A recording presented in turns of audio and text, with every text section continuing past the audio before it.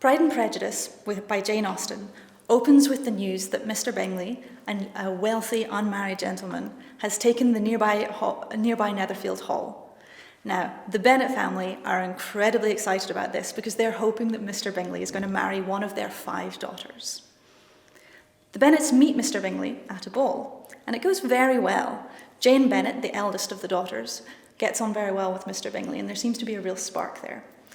However, at the same time, Mrs. Bennet really makes a disgrace of herself, being very obvious in her flirtations and her efforts to marry Mr. Bingley to one of the daughters. And Elizabeth Bennet, the second oldest, who is our protagonist here, she's insulted by Bingley's friend, Mr. Darcy. But all the same, Jane and Bingley are getting on really, really well. So meanwhile, there are militia officers in town, and Elizabeth meets and becomes very friendly with one of them, particularly called Mr. Wickham.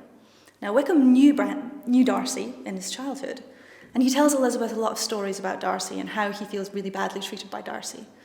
Because Elizabeth has already made a very bad impression of Darcy, she's happy to believe everything that Bingley tells her without ever questioning it. Now, things are going really, really well with Jane and Mr. Bingley, and it looks like a proposal might be imminent. But then, suddenly, without giving any explanation, Mr. Bingley, along with Mr. Darcy, leaves town. Elizabeth immediately suspects that it's Mr. Darcy has had something to do with this and that he's specifically trying to break up Jane and Bingley. Now, Jane is obviously very, very miserable about this. But the Bennets at this point have a visit from Mr. Collins, who's a minister, and he's a distant relation of the Bennets. But also, it means he's going to inherit the house that they're currently living in.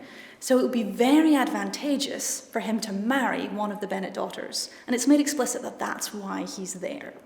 At first, he's interested in Jane, but Mrs. Bennet very slyly makes it clear that Jane's out of the picture. She's already got an offer, even though she actually doesn't. So then, Mr. Collins turns his attention towards Elizabeth. She is not remotely interested in him and very firmly turns him down. Really, this upsets her mother, who says, "This is a reasonable match, you should be making this." But Elizabeth's not having it. Shortly after this, Elizabeth's friend, Charlotte Lucas, does marry Mr. Collins, and again she makes it clear she doesn't love him, it's just a very practical match.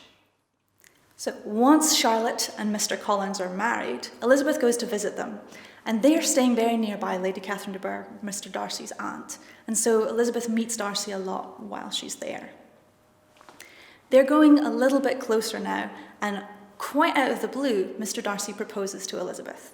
She turns him down absolutely. She's still so angry with him, and she levels at him all the accusations of what she believes he's done to Wickham, and indeed what she believes he has done in breaking up Jane and Bingley. Mr. Darcy can't reply at the time, but he writes her a very long letter. And in this letter he explains how, as far as Bingley's concerned, he was really just protecting his friend because he didn't believe that Jane was interested in him and thought he was only marrying him for the money. And in terms of Wickham, Darcy explains how Wickham was absolutely terrible to his family and how he tried to run away with Darcy's youngest sister. Elizabeth feels kind of repentant that she's believed all these things and starts to see a new side of Darcy. Now, unfortunately, the Bennets are about to learn firsthand just how terrible Wickham's behaviour can be as he runs away with Lydia, the youngest of the Bennet sisters. This could mean absolute social disaster for the Bennets, and they're saved partly by their relatives and friends coming together, but specifically by Darcy, who pays a huge amount of money to Wickham to make sure that Wickham marries Lydia. Now that all the misconceptions are out the way, there's nothing to prevent a happy ending. Jane at last can be with Bingley, and when Mr. Darcy proposes to Elizabeth again, this time she has to accept. So first let's look at the Bennet sisters. Elizabeth is our protagonist. Now, she's quite intelligent, she's quite bookish, she's not super pretty, she's not the glamorous one of the family. We also know that she's incredibly proud, she's very snobbish. She takes on ideas about people and then never questions them again. Elizabeth is directly contrasted with Jane. Jane is the pretty one, she's the eldest of the Bennet family, and she's lovely. She likes everyone. So there's a kind of sense here that these two sisters are being played off each other as the two different extremes that we want to find something nice and in the middle of. The other Bennet sisters are Mary, Lydia, and Kitty. Now, Lydia is the one that we most need to know about. Lydia is the one who runs away with Mr. Wickham at the end. She's very young, she's very flighty, she's very impractical, and she doesn't really care much about the consequences. When she does run away with Mr. Wickham, she's happy to call it a joke, even though it's going to mean her entire family's ruin. Much like Elizabeth and Jane, we have Darcy and Bingley with a similar kind of dynamic. Bingley is very easygoing, very affectionate, and very friendly. He takes everything at face value. Mr. Darcy, meanwhile, is incredibly proud, he's incredibly quiet, and he doesn't care about how people perceive him. So when he's at the ball, he doesn't make any effort to socialise with other people. But this means he's not quite what he seems. He seems cold, he seems snobbish, but he does have a kinder side within him. He also learns over the course of the novel how to move away from that snobbishness and to see the real good in people, even if they're not of his social class. He really gets a lot of these ideals from his aunt, Lady Catherine de Bourgh, who we see as one of the most snobbish and prejudiced people in the novel. She refuses to let Elizabeth have anything to do with Darcy, just because her mother is from a lower background. Where Lady Catherine can't change, Darcy ultimately does. Pride and Prejudice was published by Jane Austen in 1813. Jane Austen was an unmarried clergyman's daughter, and a great deal of her novels focus on issues that are pertaining to the upper class and the upper middle class, and particularly how they deal with financial tribulations and how their kind of social structures work. Now, these books are written during and set in the Regency era, and this is an incredibly class-divided time. We see this in Pride and Prejudice with characters like Wickham. Wickham's actually quite lower class background, but because of his father's relationship to the Darcy family, he was brought up in wealth and really expected that he was going to go on to great things and to be really upper class. When that all falls apart for him, he has to take a job, he has to work in the militia, and that really breeds a great deal of resentment. We can also see characters like Mrs. Bennet, who's from a very lower class background and is married above her station. There's this prejudice is constantly around, and she never manages to shake it off, even though she's married a gentleman, even though she has these 5 daughters who are all going to marry very, very well. She still faces some of these stigma and other characters judging her.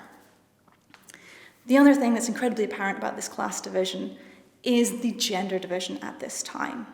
There really aren't roles for women. Women have to get married. The few jobs that are available aren't available if you're upper class. So Jane Austen herself wasn't particularly upper class, she was more upper middle class, and she was happy to publish novels for income. But for the Bennet families, who are all aspiring, the only way out is marriage. And Austen talks a lot about the difficulties that leads to, and particularly how that might lead to the sacrifice of love for an advantageous marriage.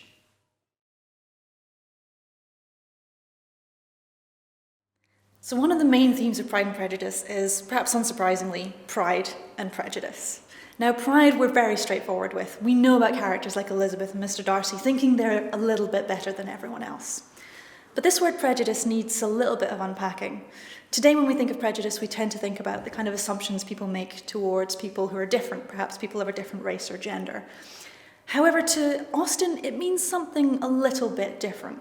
It's more about the ideas that we first take on about someone and how we're not willing to change those at all. It might help to think that an early draft was called First Impressions. Now, this pride and this prejudice, we're kind of told, is a bad thing, obviously. These characters really shut off lots of options for themselves because they think they're too good for things. But the opposite is also true. We don't want to go to be Jane Bennets. We don't want to just accept everything and think everyone is nice. So Austen's really arguing for a kind of happy medium. Be wary of these traits of pride, of prejudice. Don't take it too far. Austen also looks at how marriage fits into society.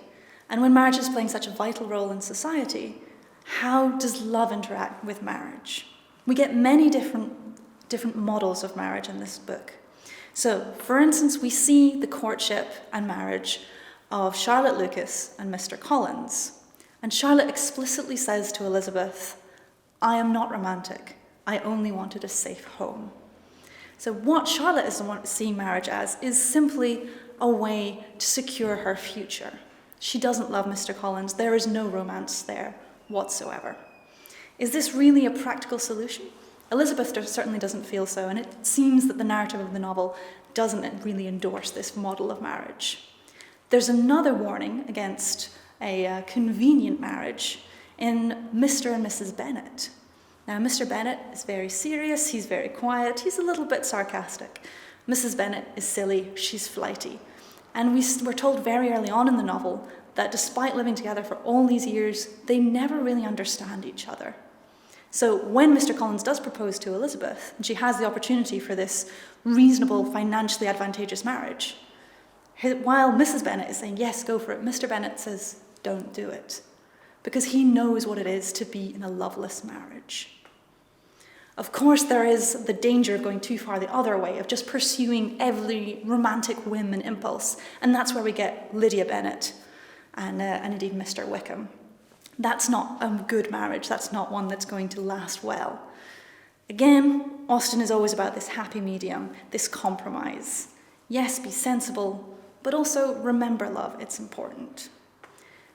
We also look at how marriage exists in society. When a marriage like Lydia Bennet's causes such a great scandal that actually it has repercussions far, far beyond her, this is going to affect her entire family. The novel also looks at the importance of reputation, and sometimes this reputation is entirely well earned, and sometimes it's not. So for instance, Mr. Wickham. Mr. Wickham is a cad, he's done really terrible things, but Darcy, out of some kind of family pride, doesn't reveal this, and ultimately he ends up feeling really guilty for that. Now, Mary Bennet, very early on in the novel, establishes the difference between pride and vanity. Pride is just thinking you're great. Vanity is wanting everyone else to think you're great as well. So sometimes Mr. Darcy lacks this vanity and doesn't ever show how he really feels, so this means that people misunderstand him. He also doesn't care to tailor his appearance to how the world is perceiving him. But the power of social perception is huge in this novel, and that's why when Lydia runs away with Wickham, that affects the whole Bennet family. Elizabeth is absolutely distraught, because this is going to affect the way everyone around them treats them. People simply won't be allowed to socialise with them, and the future career prospects, future marriage prospects indeed, are just not going to be the same for the rest of the Bennet girls. So we can't just ignore what society is thinking about us in this novel. We have to be very careful and manage our reputation. So whenever we talk about Austen's narrative voice, we tend to use this word wry. But what does that mean? It's sort of half mocking, half affectionate. It's the tone and the judgment that she's applying to all of her characters. How is this achieved? Well, mostly it's achieved through free and direct discourse. Now, what that means is that the thoughts, the opinions of the characters are slipped into the narrative. So they're not in quotation marks, as we might use traditionally, but they're just slipped in there so that in any given paragraph, we know whose thoughts we're kind of following. Not that we're always just following a character. Sometimes we can have a narrative voice, which is just perhaps Austen or perhaps the assumed narration, just looking in on the characters and giving a little wink to the reader of what we might be thinking about them. Now, we don't just look at any one character, as I've said, we also have an omniscient narrative form here. What omniscient means is omni, meaning all, and scient, being seeing, all-seeing. So we're not limited to one character's perspective. We mostly follow Elizabeth Bennet, but sometimes we can jump off to other characters and see what they might be thinking. Austen uses this particularly well when, for example, we see Elizabeth's growing irritation at Darcy, and then are immediately contrasting that with Darcy's growing affection for Elizabeth. This creates a dramatic irony, so the reader knows more than any one of the characters do. And this means we get the whole picture, and it builds the tension as we know where the novel is ultimately heading towards.